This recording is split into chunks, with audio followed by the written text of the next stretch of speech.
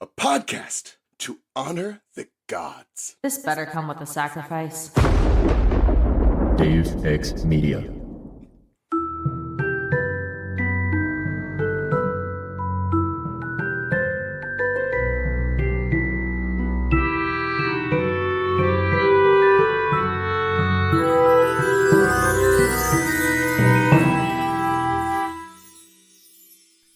Welcome to the Restricted Section, a podcast about Harry Potter, one of those book series where the main character dies. If you haven't done the reading, don't worry, we did it for you. Here's what we're talking about this week.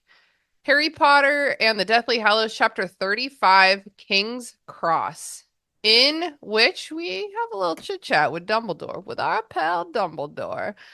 I'm your host, Christina. With us today is my friend Mary Clay. Say hello to the listeners, Mary Clay. Hello to the listeners, Mary Clay. There she is. Our special guest today is Zach from Belated, Binge, and other projects. Zach, say hello to the listeners. Hi, I'm Zach from other projects and Belated Binge. Tell the listeners what you've been working on lately. Yeah, so I actually just started to resurrect Belated Binge after a bit of a break. Harry Potter is still on the back burner, but I did bring my Sons of Anarchy binge back from the hiatus death, but with a little bit more video, so Cool. It's a little bit more like YouTube friendly. I am having a realization. Zach, remember Yes. when you were like, what if you had a show on your network where people watch things they missed for the first time? Missed when it was originally popular, and I was like, oh my god, we actually already have one of those. That's Mary Clay. Yeah. It was me. And Yeah. then I ended it yesterday. She did. She ended it yesterday. Well, that's cool. That's cool that you're expanding into like other media, and by media I mean both video and other things you can watch. Yeah, it goes well. I've taken some of the learnings because I do my sports stuff too, which is probably not in your listeners' bag of give a shit. But Maybe like 3 of them. well, it's called Who Won Sports, and it exists. That sounds right. That sounds like about my understanding. Yeah, it's more of a YouTube channel first, and so I am trying to, like I said, kind of resurrect the old podcast with a little bit more of a video focus to it, Cool. and give the couple of people in the world that give a shit that it continues going something yeah. to give a shit about. We're just out here working for those few people who care. Truly. Is this the background that you have on your YouTube video, on your videos? Yeah, it changes sometimes based on what I'm making. Just wondering because there's jerseys back Yeah, there. it's Yep. very appropriate Very for sporty. sports. Yep. Yeah. There's more behind the partition here with my soundproofing. But I thought I'd try to give you as good a sound as I can give you. But we're not here to talk about sound or sports today. We are here to talk about Harry fucking Potter. We are. Zach, I think were one of like not one of our first guests because that was all of our husbands and brothers or whatever. But you came on for Prisoner. Oh no, that's not you. You came on for Goblet of. Sorry, there's a couple Zachs out here. Oh my god. You came on for Goblet of Fire, Chapter 35, Veritaserum. Ooh, Mhm. I do remember that. You came on for Order of the Phoenix. I know you did. Mhm. Order of the Phoenix, Chapter 36, The Only One He Ever Feared. Yep. You came on for Half-Blood Prince, Chapter 28, The Flight of the Prince. You always get these big finale chapters. do. Because now here you are at the end of the Deathly Hallows doing King's Cross. Oh my god. I do. It makes me feel special. But I don't think it's intentional. I think you just kind of wrote my name in somewhere and that's where it landed. But I tell myself that it makes me a good guest. Hell yeah. I mean, I definitely don't bring lame guests onto our finale, especially our show finale with only like 6 episodes left. Oh You're my so god. close. I know. We're so glad to have you here. I know Zach, when we were chatting, was like, you'll miss it someday. And I was like, we will see. You will. Only time will tell. If I release a special episode 3 years from now called Zach Was Right, you'll know it's going to be 30 seconds long. And it's going to be, you know what? I've started to miss the restricted section just a little bit. Yeah. It'll happen. I have faith. So, Zach, before we get into the episode, tell me a little bit about how you feel about Dumbledore as a character. I find Dumbledore to be the most fascinating character to talk about. Mm-hmm. Yeah. That's my stance on him. So when I have done a lot of Harry Potter on my podcast, one of the things that I focus on is like Dumbledore's role in kind of like the off-page stuff. And like I have kind of like my own thoughts and theories on the master plan and when certain parts of it shifted or came into play. Okay. And I think this chapter is actually a pretty significant, I think, part of some of that stuff. You know, Okay, cool. I feel like it's the one that sort of solidifies some of it into place. And also I have some thoughts on some other things about this chapter too that we may or may not get into. We'll see. Okay. I am excited to hear about it. Mary Clay, I think that you and I probably have similar opinions of Dumbledore, where it's like very interesting, cool character, like, would you agree? Yeah, here's the thing, Christina. One of the things that you say is my faults is that We're so similar. I am defensive where I perceive no attacks. Okay. And I didn't think this initially, but after our episode on the Deathly Hallows movie, where I was like, wow, isn't it sad how Dobby dies? And you all made fun of me for being sad. I'm worried about this chapter and that because I requested to come on for this chapter. This is one of my favorite chapters in the book, in the series. And to me, I'm like, isn't it like such a comfort and such a like calm spot in this series? Yeah. And isn't it such a great conversation to have with and I feel like now that it's going to be like, fuck this chapter, fuck Dumbledore, like everything he stands for.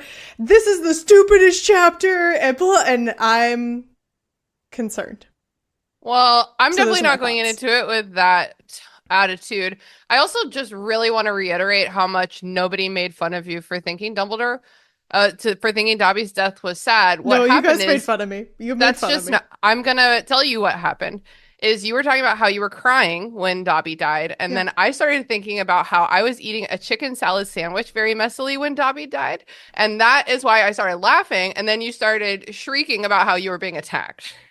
No, that's Adele what was happened. also like, I wasn't touched by his death, and I was Yeah, like, we were you we guys not disagreed touched by with his you. death? And We you guys said disagreed with no. you, but we were not like openly laughing at your emotional Well, journey. it sure felt like that. I was openly Sure felt laughing like at that. my mouth full of chicken salad. It's just inappropriate at a funeral, okay? It's just inappropriate. That's what we call juxtaposition. Is it? That's the only way I go to funerals. That's at the wake. It's different. Wait, hold on. Right? The wake is the one with food where everybody stands around. Yeah. The funeral is the ceremony part. That's the one. I don't eat at Anyway. wakes. It's very confusingly only eat named at funerals. because no one wakes up at a funeral. That's why they call it that, actually, because one time a cadaver did wake up. And they're like, this is the wake. Speaking of waking up, Harry Potter wakes up. He has just been killed and he's lying face down and he's like, uh-oh, I'm awake and I'm naked. I don't have any other information. I think this is the height of Harry's deduction skills because it notes that he realizes he is naked before he even opens his eyes. And I'm not sure I would be able to do that. Like if I was like because I imagine this, like, I don't think the floor he's on is cold and like the air probably isn't cold, you know? I was thinking the same thing. So it's not like it would be different if it was like, no, you could tell if your bare skin were on the cold ground or if the air was touching it but like if I was coming into consciousness after just being killed, I'm not sure I would be able to know whether or not I was naked without opening my eyes. So you know what? Props to Harry. It's like maybe the one time that he uses his like deductive reasoning to take account of his surroundings and his body. I think it depends what everything feels like, because if I'm like naked tits down on like a laminate floor, I can feel that. That's sticky. Like I can feel that. What about you, Zach? Do you think you'd know? In a temperature-controlled space. I'm generally aware if my cock's out, yeah. That's great. Yeah, Christina, you bring up a good point though. Like face down versus ass Yes. down, I think is very Face down, different. yes. It says he's laying face down. Okay, yeah, So face up, I'm with you, but face down, you're like, yeah, that's true. my boobs are so would squished know. right now. Yeah. Yeah, my boobs would know. Your dick would know. Yeah. Okay, so Generally So aware. Harry's dick knows that. Mhm. He opens his eyes and he sees that he's like kind of nowhere. It says like it's not that the fog is hiding stuff, it's that there is nothing here to see. And there's like a sad, scary noise. And he wishes he wasn't naked, and then robes appear and he puts them on. And here's the thing. He doesn't then say, I wish I had $1 million. Well, he's dead. What's he gonna do with $1 million? Yeah, and I guess he has a trust fund, Famously, too. you can't take it with you, you know? Mm-hmm. Well, the pharaohs sure as hell tried. That's a fair question, though. Do you think he had the wherewithal at 17 years old to leave his vault to the Weasleys? No, he does not have a He doesn't have a will. beneficiary. He doesn't have a No living will. way. Throwing it out there. No, and you know what, Zach, that would have been really nice of him. That would have been really nice of him to just hand off his will to someone on the way to his certain doom. Well, because Who where would else have does it gone go? to? Yeah, donated to the school, the rich school. I don't know. I think it depends, like who is in charge. That's what I'm saying. Like, who? I feel like for J.K. Harry's- Rowling's goblin bankers have some shitty rule for what happens to like an abandoned Mm-hmm. trust fund. Probably. Yeah. He spots this thing. You guys know the thing. It's baby Voldemort, baby demon Voldemort. You mean an aborted fetus? Like, I think someone with like kind of a man's features. It's very upsetting. No, but literally, pro-life groups use the image Oh from the my movie God. of I forgot Voldemort, about and they're that. like, "This is an aborted fetus," and then people are like, "No, that's literally Voldemort from the That's Harry Lord Potter Voldemort. movies." Yeah, I'm not going to touch that particular one. I wonder how that happened. Like, what did they Google? Like, what? I don't know. We don't but know. the movie killed it with that. Oh yeah, real visualization. creepy, yeah. Yeah, like Yeah. from the description in the I had kind of forgotten what the actual text description of it was until this, reread and listening to the audiobook of it, and I was like, "Oh yeah, like there's literally nothing else that I can imagine or picture other than what the movie did Mhm, because yeah. they just did it perfectly. Yeah. This is what a flayed baby is supposed to look like." No, you're right. Though. And if I recall, I did the Warner Brothers studio tour in England, and I might be making this up because there were like a ton of like interactive pieces, but I'm pretty sure that they had like the little robot, the little Voldemort fetus robot, like on display because Oh, it was God. obviously it was like practical effects. It wasn't a real And- baby, is what you're saying? No, not I a real guess baby. I didn't realize it was practical effects. I guess I thought it was CGI, but I've never I mean, looked probably, too close. I would imagine it was like CGI'd on top to like add the, finesse and finishing details. But Oh, okay. I'm pretty sure it was like a, some kind of like a robotic thing that they made and then it was on display. And I might be making this part Interesting. up, but I have a memory of like you could go over and like control it and like move it around, like move its little like legs. It's kind of wild. So one of the things, because I don't know when we're going to get into this, so I'm just going to ask it now. Get into it. Like, do we think that what Harry is experiencing in this current state is the same thing that baby Voldemort is experiencing in this current state? Is baby Voldemort in King's Cross Station? Right, that's what I'm saying. Like, what Hmm. do you think baby Voldemort's surroundings are in its version of this Yeah. afterlife or whatever this is, I think the point that it's making is that there's so little left of Voldemort's soul that obviously this is all that's left, which is just like pain and suffering.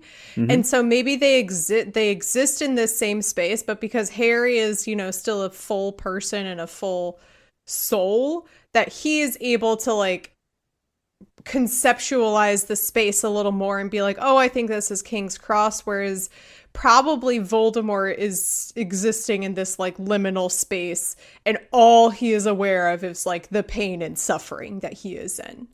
Interesting. And like, not that I think this is good writing, but there's like a precedent for Voldemort like not being able to touch Harry because of the love magic. So maybe like King's Cross is a place created by fond memories and the love between Harry and Dumbledore, and Voldemort's little baby is just in pain the whole time because of all the love. I also kind of wonder if it's even really here.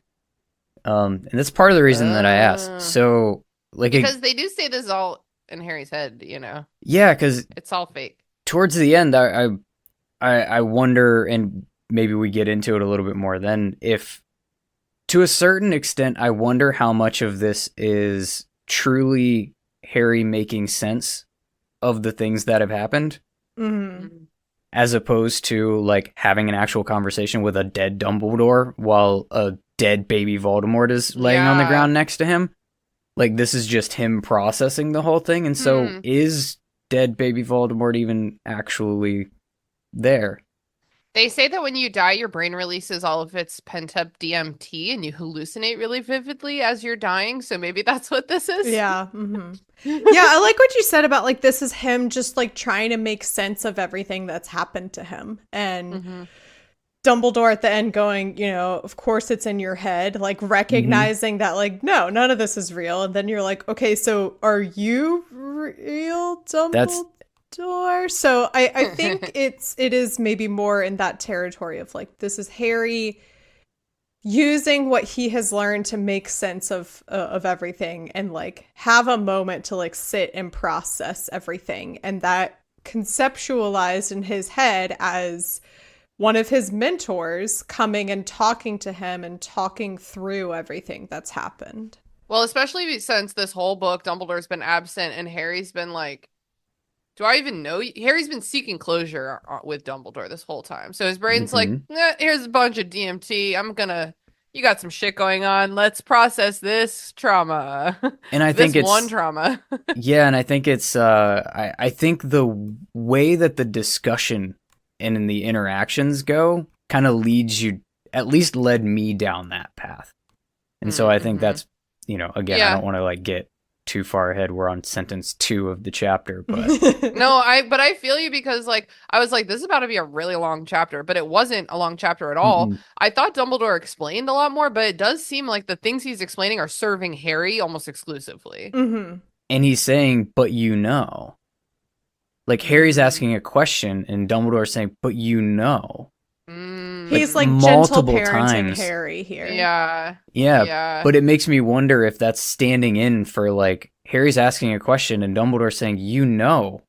And so Harry's like searching his mind for the answer and it's just coming out as Dumbledore explaining.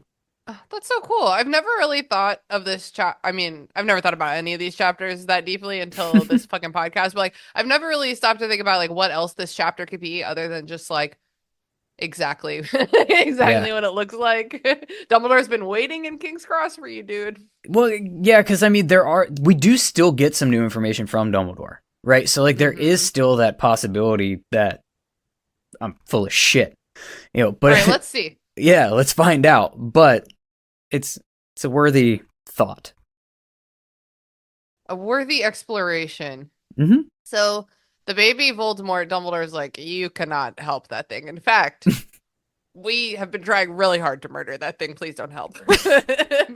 I think it says so much about Harry's character that in this, you know, weird space, time, whatever that he's in, his thought is to look at this thing, you know, with pity and to be, and even though it says like he didn't want to touch it and he wasn't sure what to do, he wanted to help it, and then Dumbledore coming in and being like, oh, Harry, no, you can't help it. Yeah. Yeah, and especially from Dumbledore, like Dumbledore is like, I've been trying to help this motherfucker for like 60 years. Like, it is too late. We are giving up. But also knowing that that's what Harry's thinking too. Yeah. Because he's able to come in and just say, you can't help. Like, I know you're thinking, I see what you're like, saying. but you can't help it. So we confirmed that Dumbledore is dead, but we're not yet sure if Harry is dead. This is, in my adulthood, an extremely common trope of like, are you gonna take the train on into the beyond? Or are you gonna turn back around? I feel like I've encountered this in a lot of fantasy. Can't quite remember any, but it comes up a lot. Basically, Harry let Voldemort kill him, and therefore the bit of Voldemort that was inside Harry is dead. I know that we know this, but Harry is just figuring it out right now. Mm-hmm. Something about Voldemort took Harry's blood to reborn himself. Therefore, as long as Voldemort is alive, Harry must also be alive. What? You're doing great. Does anyone have like a firmer grasp on that? No, I mean, I think it's Voldemort, and I love what Dumbledore says about how like Voldemort never understands these things that are like bigger than himself. And so he wouldn't understand the love magic. Yeah, then like, the very thing that brought him down the first time is bringing him down again, because he is keeping alive that protection by sharing that connection physically with Harry because of the blood that he took in order to revive himself. And I love what Dumbledore says about how like, but he didn't know, and if he had known, then he wouldn't be Voldemort in the first place. Very like his like paradoxical flaw. Kind of. Yeah. You know what's really interesting about this, Christina? Huh. We get this back from the first chapter I was on this podcast for. See, we did plan it this way. We did plan. Now I have to remember what chapter that was, though. It was the Barty Crouch Jr. chapter. Oh, shit. Where we literally went line by line through like the whole. Oh, Veritaserum, yeah. Uh-huh.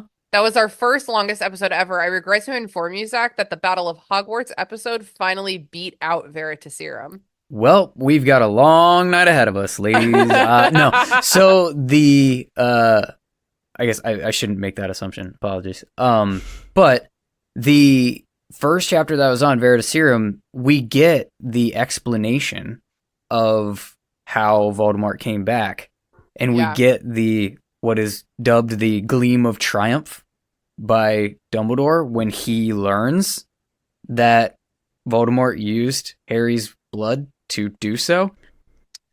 He's like, because fucking got him. Yeah, all the way back then. And it's like Voldemort's hubris, because he's like, I need Harry's blood to make me as strong as ever. And Dumbledore's like, joke's on you, now you got love inside of you for once. Yep, and that was always, so that's part of my like, when things happen along the master plan, because Dumbledore doesn't have that Gleam of Triumph in that moment in book 4 if he's not already aware that Harry's probably gonna have to die, and I need to, like, how can I figure out a way for him to actually do this and survive?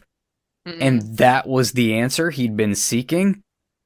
He's like, he had already been down this path way further than what like the books actually explain him to be at that point. Yeah, he like must have. Yeah, he had to. Otherwise that information doesn't hit him with that type of like reaction in real time.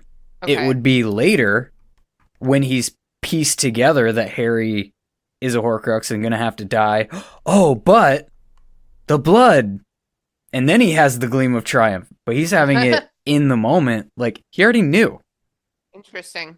And now we're getting a bow tied on it in this chapter.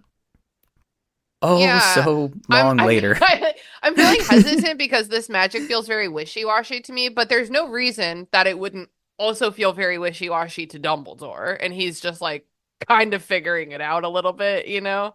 He says so much in this chapter. Oh, fuck, you're right. Okay. Yeah, he's like, I'm just guessing, but I'm a very good guesser. Yeah, he always is like, you can't legally sue me because for legal reasons, this is a guess. Yeah. Dumbledore explains that Voldemort accidentally made Harry the 7th Horcrux. Wait, 8th Horcrux? Wait. Oh, no, because 7 part and then Voldemort's part. Okay.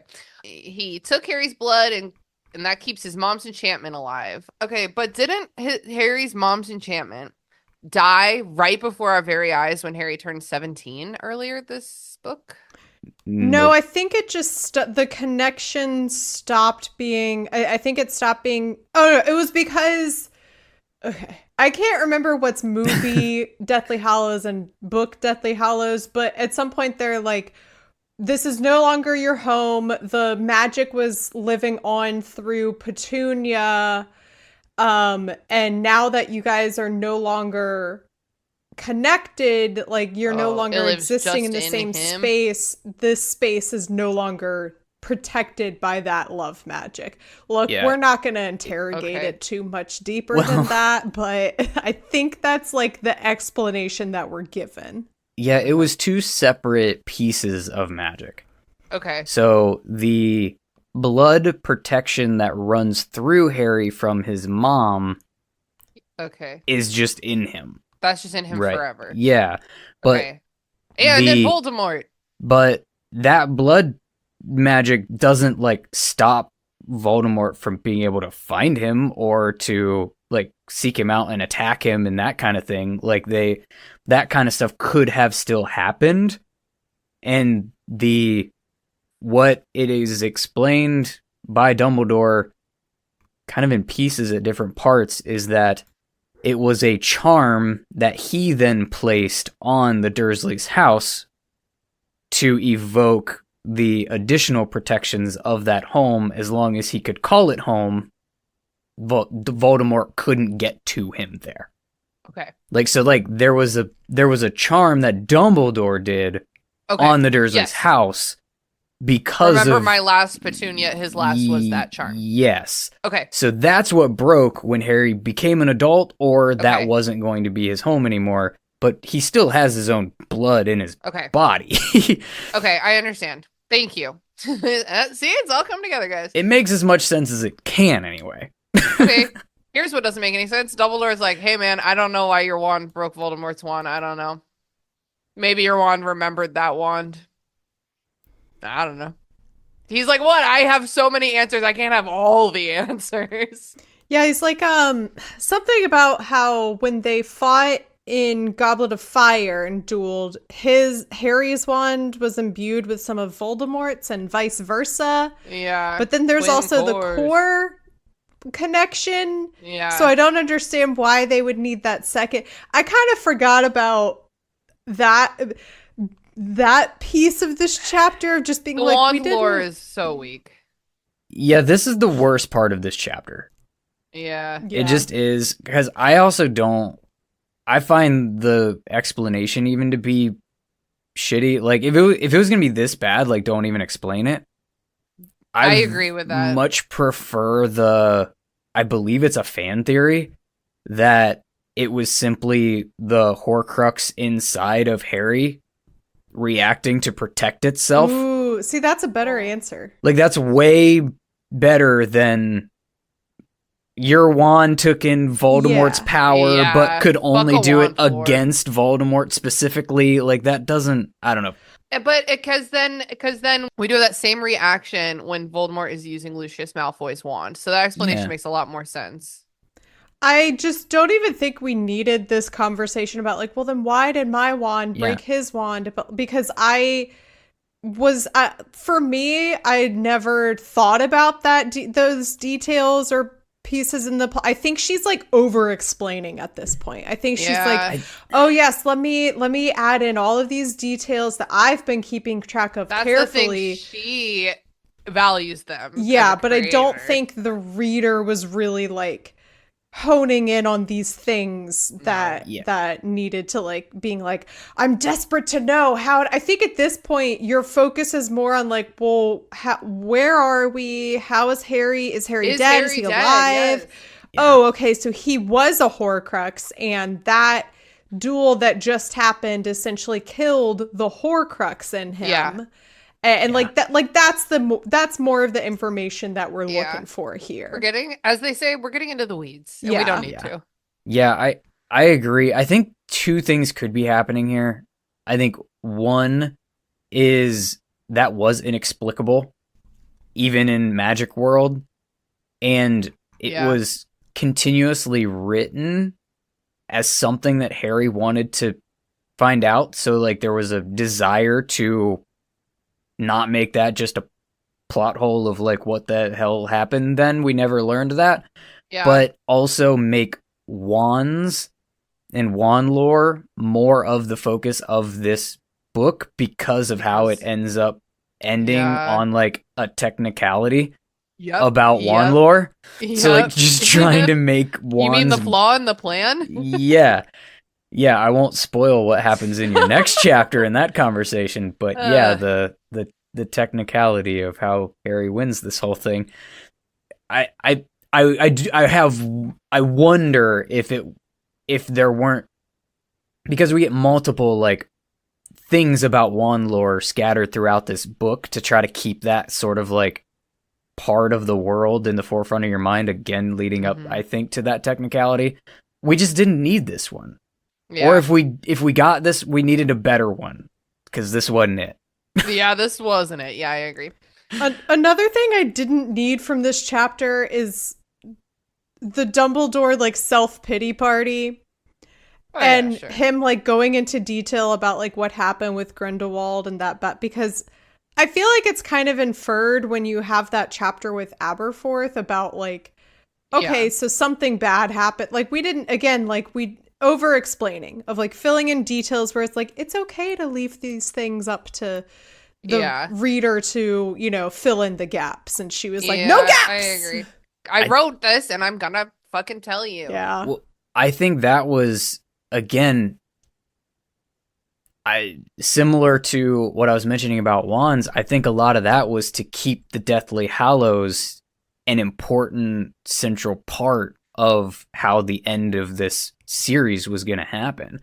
Yeah, and like that's the story of the Hallows. That's Dumbledore's story about his involvement with the Hallows. Yeah, and it's supposed to be a juxtaposition of like, Harry, this is why you actually are the Master of Death. Chosen one. Not someone like me who's gonna seek it for power, or Grindelwald who's gonna seek it for you know all these wrong reasons. You're special because you would not be wanting to use any of them for your own personal gain or for like nefarious reasons or whatever. Like it's trying to bring all of that home, and because the Deathly Hallows were like almost none of this book except for like Harry thinking about them. Yeah, but they are ultimately why he wins. Yeah. Dumbledore admits to having sought the Hallows for his own use, which I know in like a previous chapter I was like, why did he put the ring on? And everyone was like, because he wanted to see his sister. And I was like, when I say things on the show, it's not because I actually want the answer. It's just because I don't know. So yeah, they talk about the original tale of three brothers, the Peverils, and he's like, they probably didn't meet death, but they probably did create these. And then people were like, witchcraft, as literally like literally witchcraft. And then you have to like write a story around it. Talking about Grinder, they do talk about Grinder for like 2 full pages of a not very long chapter. They talk about Grinder? What? It's Grindelwald. You were 0 for 2 with that joke. I'm sorry. I wasn't following. It's okay. It's the listeners have heard me make that joke a lot this season, so it's cool that you guys don't listen. You don't need to, but the listeners have heard it before. Listeners, write in. Do you think it's funny, or have you heard it before? I've got a couple laughs out of it. I've got a couple laughs. Chuckles. Haley thinks it's really funny, and to me, that's a great compliment because Haley, she's not going to give you a pity laugh. I mean, if you take the Fantastic Beasts movies as pure canon, the joke lands a hell of a lot harder. Ugh. Ugh. Wait, what? Wait, hold on. I just said blah. What are you saying? They Grindelwald. really lean into the Dumbledore Grindelwald like love aspect in the I lean those into movies. it too, but not in those movies. Yeah. So like Harry's like, I actually do need to go back, and then they exchange some final words, and like that's the whole chapter. Mm-hmm. Pretty much. Zach, and you wanted this to be a 3-hour episode, as if. Oh, we could go if you want to. Like, that's it. Fine, I'll no. open up my book and see like what happens in it. This chapter is like a lot of stuff that I think we don't feel like we need to talk about because it's just so much a part of the lore and the background of this whole book series we've been talking about. I'll ask you guys this question because I think this is a reason of like why this chapter stands out in my mind is because of like the first time I read it, because I have very visceral memories of when I finished Deathly Hallows for the first time. It was like I like accidentally read it through the night. Like I didn't realize it was getting so late and later and then earlier and earlier in the day until I was like, I've only got one chapter left. Might as well keep going. And so it was like 5 a.m. The sun was coming up and I was reading this chapter. So the Deathly Hallows the movies hadn't come out at that point. So I didn't know like how it was going to end or the explanation of anything. And I remember, keep in mind, I was in high school. No, I was in middle school. So it's a little more defendable that like, I was like, my little mind was blown where I was like, totally. He's a Horcrux. Oh my God. It literally was like, oh my God, it's all coming together. And it's like, oh, it all makes sense. And like, and there's also just like the added nostalgia piece of like, this beloved character that was killed off in a very sudden way in the previous book is back. And we're in this setting that has, again, very like nostalgic purposes of like King's Cross is where Harry goes to go back to his real home of Hogwarts, you know? And so like I think for me, it like really hit a lot of those emotional moments that you're looking for when you're like you're experiencing the grand finale of something that's been building up for so long. Yeah, I totally agree that like this chapter, I think it just hit really hard the first time and then like never as hard ever again because it's just the reveal of everything. Yeah. I love this chapter. I have so many theories that kind of like come out of reading this chapter. Yeah, well, tell us there's a couple. something kind of new almost every time. Okay. Like, for starters, this one, I don't think I had ever even thought of until this time for this podcast. Ooh. But it completely ties, it literally works perfectly with a theory that I shared literally on the first episode of my podcast 3 years ago. Oh my God, tell us everything. In this chapter, Dumbledore says that Voldemort left behind more than a body in Godric's Hollow. Voldemort left behind a body in Godric's Hollow? Yeah, Lily and James. He left behind 2 bodies and a traumatized what if Dumbledore was like, baby. he left behind more than a body? And Harry's like, yeah, he left behind 2. No, I interpreted that to say that Voldemort's body. Oh, yeah. Oh, yeah. When Okay, sorry. Out of context, I was like, what? When okay. the curse rebounded from Harry to him, according to this, he left a body there. Yeah. But throughout the canon of this entire book series, oh, yeah, that was not the case. Yeah, because don't you think that if he had left a body, they would have been like egging it dead. or whatever? I guess like Snape comes in. Same difference. And that's movie stuff. That's Snape? Movie. He doesn't go in the book. Oh, no. he doesn't visit them? Oh, okay. No, not in the book. That's a movie thing to try to visit them. That's really funny because it is their dead bodies. Yeah. Just a little visit with my dead body friends. Yeah. He would only come visit over their dead bodies, okay? No. Yeah, it's part of that memory scene that they montage that they did for the movies, but it didn't actually happen in the you're talking about. in the book series. I'm just thinking of like who would have alerted, like who were the first wizards on the scene, you know? Was it because Sirius was getting arrested.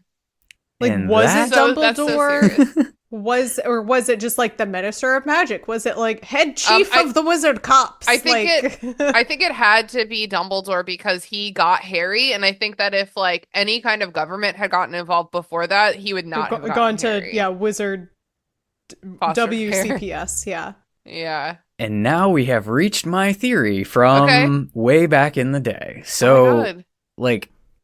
so for starters, we don't hear about a body up until this point. It was just nobody can explain it. He vanished. He disappeared. Why would people? He just went think away. Why would people think he hadn't actually died if there's just a dead fucking body?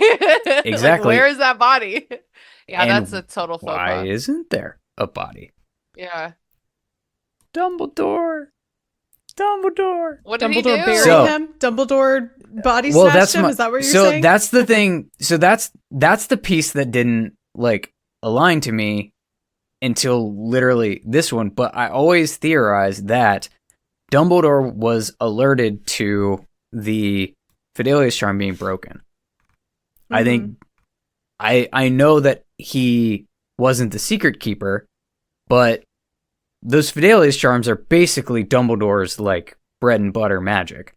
So I assume that he was key in placing said Fidelius charm, and then then James and Lily decided who was going to keep the secret. And so I think there was some sort of alert in the magic that allowed Dumbledore to be the first to know. Oh, And then interesting. Got into the scene and did some of the way that Fantastic Beasts shows it is it's a lot more like visual, but it's also very similar to like what he did in the cave with Harry, where he's literally like feeling around on the rocks and like piecing together how the magic there works. And like that's how he figures out where the doorway is and how he knows he has to cut his hand to like get in. He's like working it out based off of the traces of magic that are there. In the the second Fantastic Beasts movie, the Newt character is doing something similar, but he's actually able to see the scene happen of like the previous magical like people that were there. And so my theory was it was stronger for Newt, one, because it was a movie and like they had advanced things, but like because he was only looking back a day. Oh, yeah. And Dumbledore was looking back like 50 years in the other one, so we didn't actually see an actual like instant replay, essentially, of what happened, like Newt did in the Fantastic Beasts movie. But if he showed up right after the events actually took place, he should have a fresh scene to be able to see exactly what happened using that type of like recall magic. And I think that's how he knew that Lily actually sacrificed herself in a way that would evoke the blood magic that he could use for the charm that he places on the Dursleys' house. Because otherwise, how do you know? How does he know that she wasn't just standing in the room and got killed and that it wouldn't actually trigger a sacrifice and like this stuff wouldn't actually work? Damn. Like he has to actually know that she put herself in front of her child and sacrificed her own life for that to Otherwise, actually he's work. Like, I hope this works. I hope this baby doesn't Exactly. die. Exactly. Like Very that's the only way he interesting. actually knows it happened is if he was there at some point to figure out that it happened. Yeah. And so if there was a body laying there and he knew that Voldemort wasn't actually gone, like wasn't actually dead, because I think at that point he also knew that Voldemort wasn't actually dead. Yeah. And I think he also expected or suspected Horcruxes as a possibility. Yeah. That he may have disposed of said body so that the rest of the wizarding world didn't have what they felt was definitive proof of Voldemort being dead, so that when Voldemort did figure out a way to come back. Very interesting. And that would also explain why he went from looking hot and handsome to looking like a snake dude. It's like, okay, different body, different face. I think they say that that's essentially what it is, but yeah, because like it is really weird that Dumbledore's like, yeah, Voldemort's body. That's like a really weird thing that it just, all this discussion and what if he was like, I meant it metaphorically. Yeah. No kidding. Okay. Any other thoughts about this chapter? Any other so notes? many. Very clear. It Say the good ones. It drops some, like, I would say some of the more like memorable lines in the series. It has the "Do not pity the dead, Harry, but above all pity the living and those who live without love." Yeah, and that's a good you know, one. of course it's not real. What is it? Of course it's happening inside your head, Harry. But why on earth should that mean it's not real? But I think it's valuable to talk about this line, which I think sums up a lot of the series. Harry had no idea what this meant. Dumbledore was being infuriating. I noticed that too. I was like, damn, that's the whole fucking series, isn't it? That's so funny. Yeah, this chapter is definitely like that, like upon multiple reads and upon like the hindsight of an adult, you do kind of look at it, adds a lot more to these like gray areas of Dumbledore that I think are really interesting to discuss, and just being like, Dumbledore, man, because Harry literally looks at him and goes, explain. Like, he finally gets to. And I think it's good that this chapter, I think, is finally validating a lot of like Dumbledore's Harry's frustrations towards Dumbledore throughout his entire life, of being like, this is what you've always been. Why can't you just be fucking straight with me for like 1 minute? Yeah. You have to now. You're dead. Yeah. Yeah, I had a memory of this chapter being like a couple of the other Dumbledore finale chapters where is like, this is what happened at this time, and this is what happened at this time. I thought we were going, for some reason I thought he did like this whole thing about, I think I'm thinking of is maybe it's like Order of the Phoenix, when he's like, in your first year I couldn't tell you because love, right? I think I thought that also happened here. Yeah, but that's right. Yeah, and I was in Order of the Phoenix, he's like, well, I wanted to tell you then, but you were just a little boy. Just a little baby. And then I wanted to tell you the next year, and you were still a little boy. And then I wanted to tell you again, but you were really depressed because your godfather got... And then I wanted to tell you, and then oopsie, it was too late. Voldemort was back. And then now, Harry, I tell you. Yeah. Hey man, just tell people things. Yeah. That's what I learned. Yeah. All right, Zach, what's one more theory you have from this chapter? Or thought project? Just one? Okay. So let me bounce this one off of you. Okay. Harry is able to stay alive in this like state of limbo because of the blood protection magic from Voldemort having his mother's blood running through him, right? And having that protection. Yes. So that's pretty much like a Horcrux, right? That's essentially how that kind of works. I don't, we're not going somewhere fucked up, but like that's essentially how it works, right? Whoopsie like Horcrux. You are tethered to the living world through, means of your soul or part of you living on. Yeah. When Voldemort did that with a Horcrux, he was stuck as like a vapor wisp. He couldn't just go back to his body. The body that Dumbledore destroyed? Yeah, right. Right. So for me, this would work the same way. Guys, Zach is like twiddling his beard really thoughtfully, and I almost never wish I was a man, but like being able to like stroke your beard thoughtfully, that's nice. Yeah, and so the thing that's always kind of stuck out to me here, and that we don't get a ton of payoff for, but would make a ton of sense if it was, is his ability to stay in this to stay alive in this moment is because of that protection. But his ability to have the choice whether to pass on or go back is because he actually is, in this moment, the master of all three deathly hallows and the master of death. That makes sense. Oh yeah, because he has the allegiance of the Elder Wand. He has the cloak and the stone on his person. I don't think he has he the dropped stone the stone. anymore. Yeah, I think he dropped Well, the stone. but he was using it when he was killed. Spiritually has it. Yeah. Like He's it was master. in use. He was Like, its most recent master anyway. Well, Yeah. I mean that literally. No, like because he had called them back and was using the resurrection stone and said, "Will you stay with me?" And Yeah, you're they right. said yes, Yeah. Oh, like, yeah. till the end. So he was Okay. actively in use of the stone when he was killed. So Yeah. Okay. I'm I buy gonna it. say that means he still technically has it. Yeah. He's the master of death, and doesn't Dumbledore say that?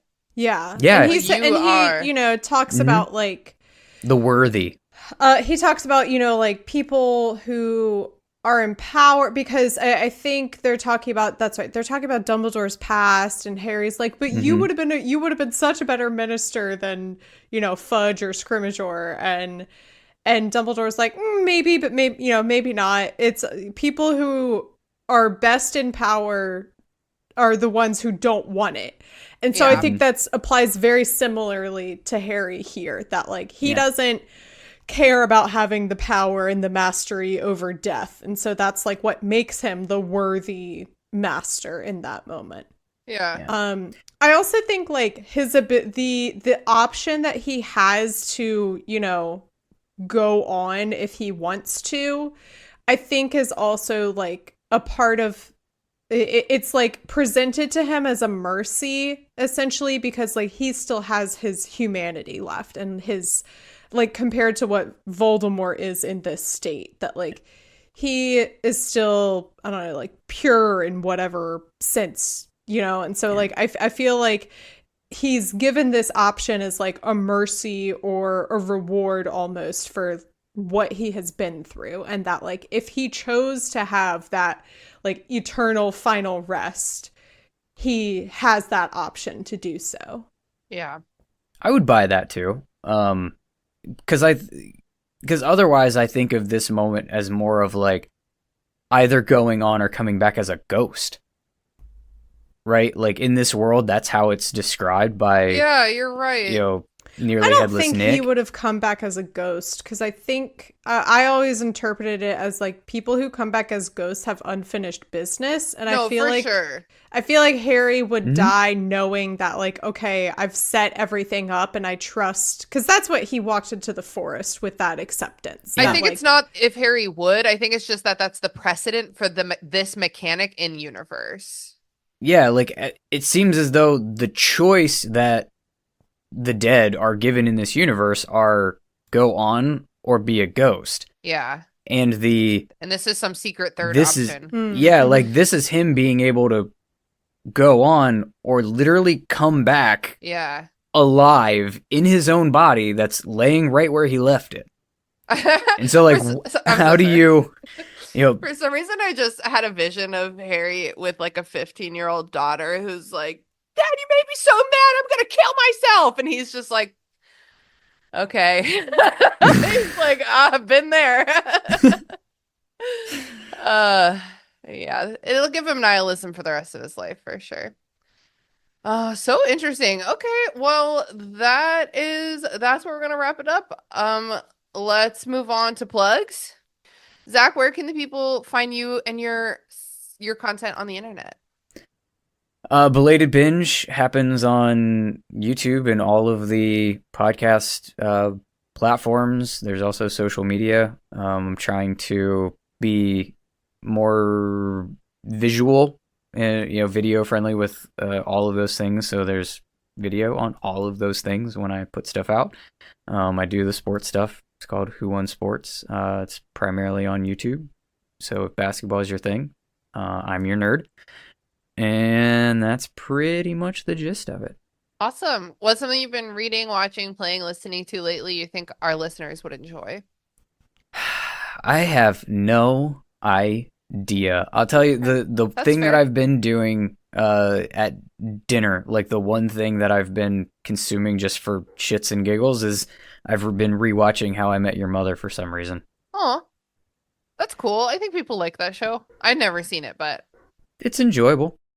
Yeah, I did a rewatch of How I Met Your Mother maybe like 2 years ago. I watched it when it was airing, hated Mhm. how it ended, and then I did like one rewatch a couple years ago, and I was like, yeah, I would say the first like 3 or 4 seasons are pretty. I mean, it's very definitely like of the mid 2000s. Yeah. yeah. But Yeah. like it's otherwise like a fun time, and then it kind of like fell off the rails towards the end, and I was like, They always do. I don't need to add that to my rewatch to like on a loop list. Like I'm glad I've rewatched it the one time, but Yeah. yeah.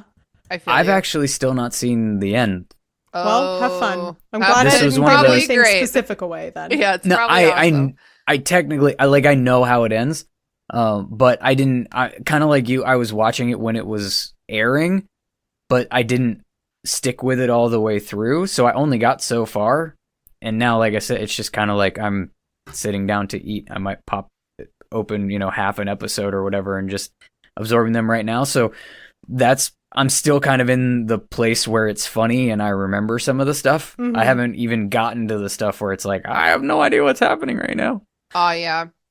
Yeah, I rewatched Once Upon a Time recently, and I had watched parts of it before, and I kept being like, I don't remember. I don't know if I don't remember this because it's so fucking crazy that there's no way anyone could grasp this permanently, or because I genuinely haven't seen it. Awesome. Mary Clay. Oh my God. Wait, you don't have any podcasts to plug right now? Well, sort of. If you missed it, I have ended Skywalk Before You Run.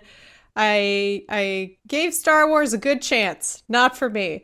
But if you want to listen to the full journey, you can still go and do that. And Christina and Josh came on for kind of like a finale, like final thoughts episode, and that was very silly and fun. And then in December, I will be doing episodes on That's What I'm Talking About for the War of the Rohirrim movie, which is So excited. a Tolkien anime about a piece of Rohan's history that I think is insanely metal.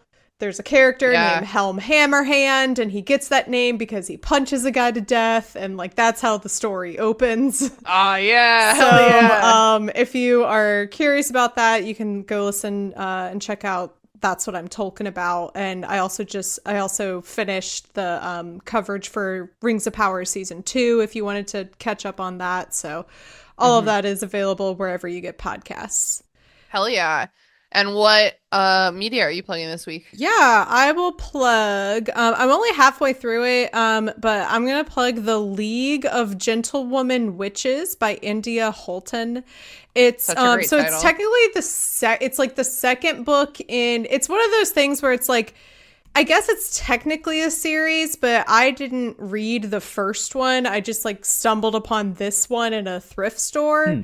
And got it secondhand and started reading it. And I've been making sense of, it's definitely like, oh, I'm sure if I read the first one, these would be the characters that the first book is about. But anyway, it's like witches and Jane Austen, and it's just Love it. it's very witty and funny, and there's also like surprisingly some spice scenes in it.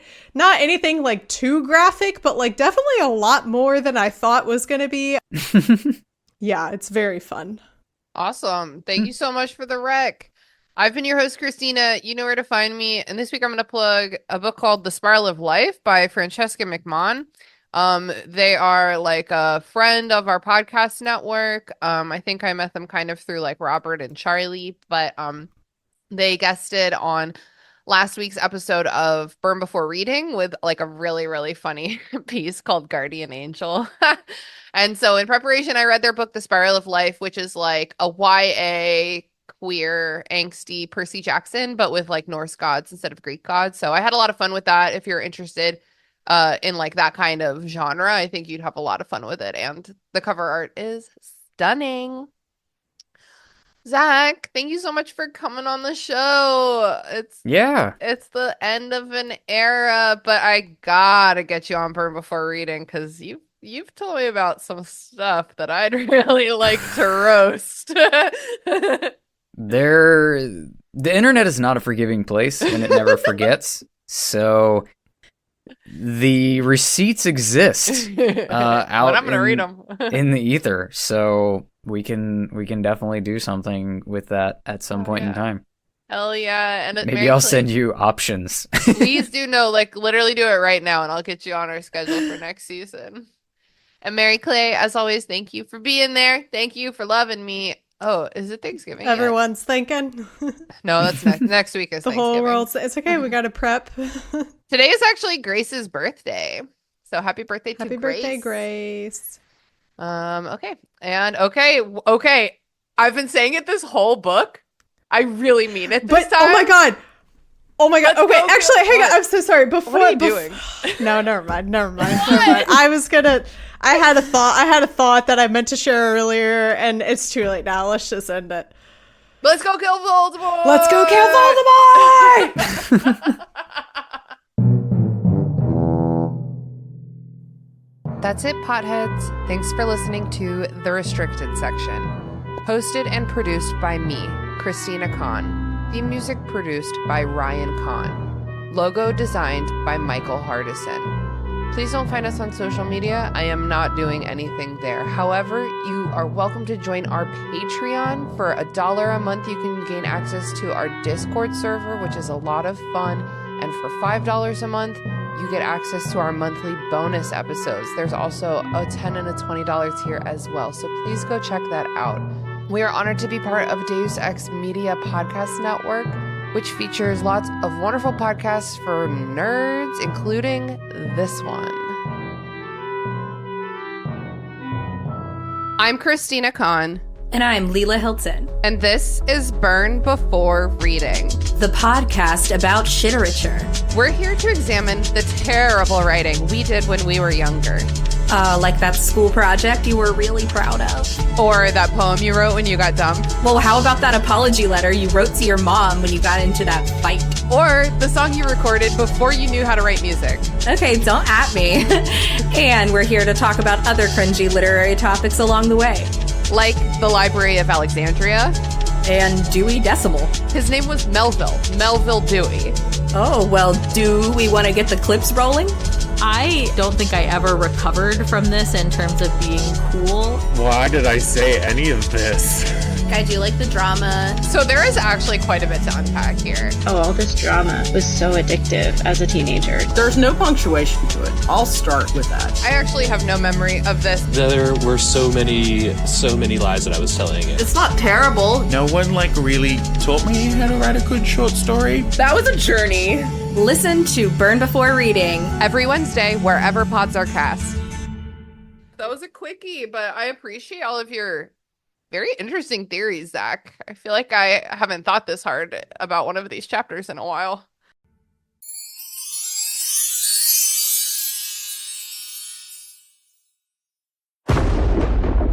Deus Ex Media.